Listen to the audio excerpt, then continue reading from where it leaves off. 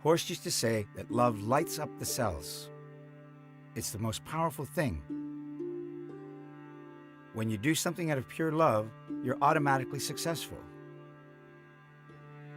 When Horst decided he loved something, he pursued it with fierce passion and focus. By the time he was 17, he was doing hair for celebrities in Rome. And by the time he was in his 20s, he owned several salons. Hairdresser, photographer, painter, showman, businessman, product formulator, he was all of this and so much more. He was a lifelong student of everything. He paid attention to what was happening in the world around him. Part of his magnetism was this amazing instinct he had for creating beauty. He didn't only know how to make you look beautiful, he knew how to make you feel beautiful too. I'm an artist, basically. I like being an artist. To me, it's an art. Making beautiful things, it's a great satisfaction for my spirit. You know, I can step away and say, isn't that beautiful? I mean, isn't that what this is all about? It's about being, feeling, and the planet is the most beautiful art in the world. Horst had a heart connection with plants and their essential oils from the beginning. His mother, who worked as an herbalist in Austria, instilled in him her love and knowledge of plants. In the late 60s, when he fell ill from the fast-paced lifestyle that came with being a world-class stylist, his mother helped restore his health with the use of herbs. He began practicing yoga and meditation, and like so many of us, he was seeking a more balanced way of life. His seeking brought him to India, where he studied the ancient tradition of Ayurveda. Here, he found the clarity he needed to channel his passions into a higher purpose. In 1978, he founded Aveda and began creating products made with naturally derived ingredients, all with aromas containing pure flower and plant essences. The purely aesthetic beauty of Aveda aromas was seductive, but Horst's philosophy really made you fall in love.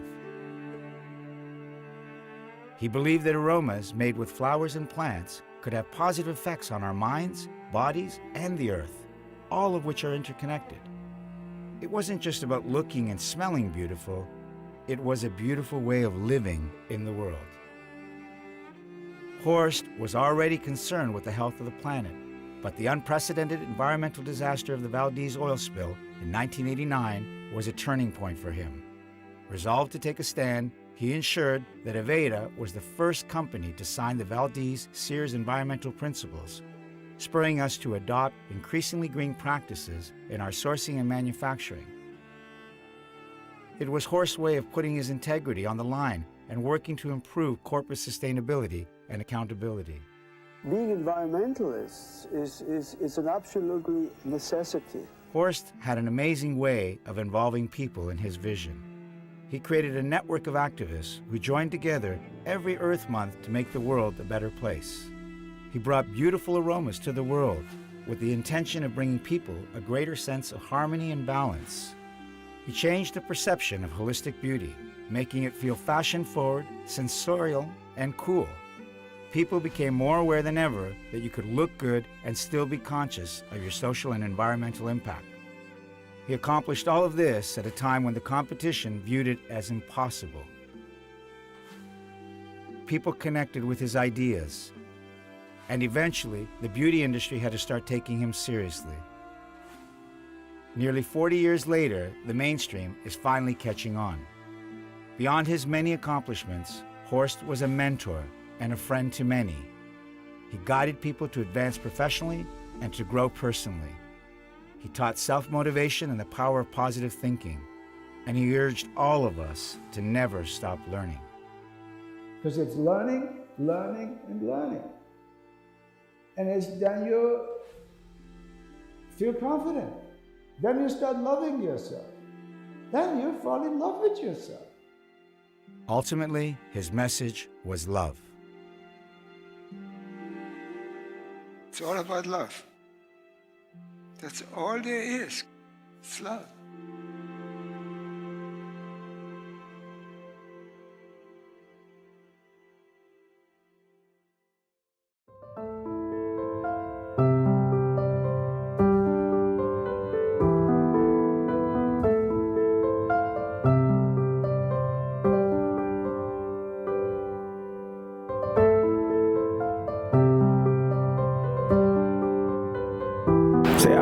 designed a working space that is a gift to the neighborhood.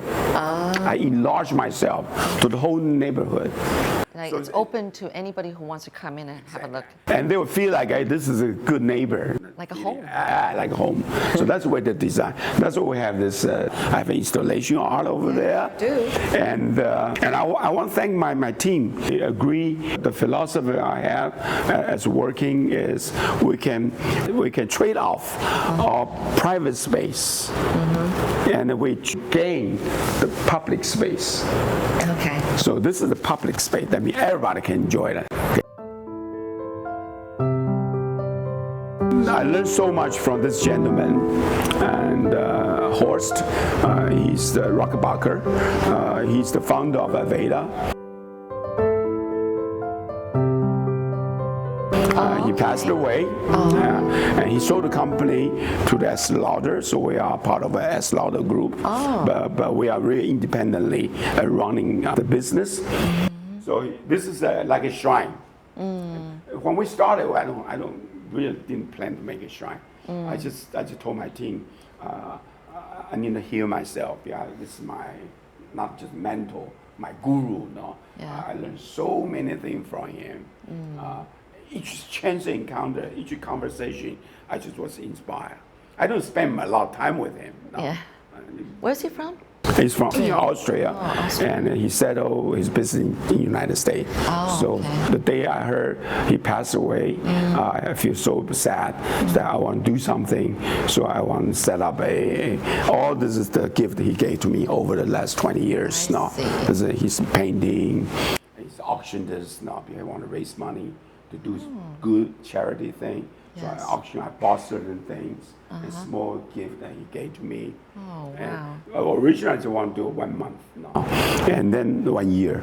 And I said, wait a minute, just put it as part of us. He's watching us from heaven, no? And knowing that we are carrying on his vision and still try to expand. This is his painting. So this is a way that I heal myself.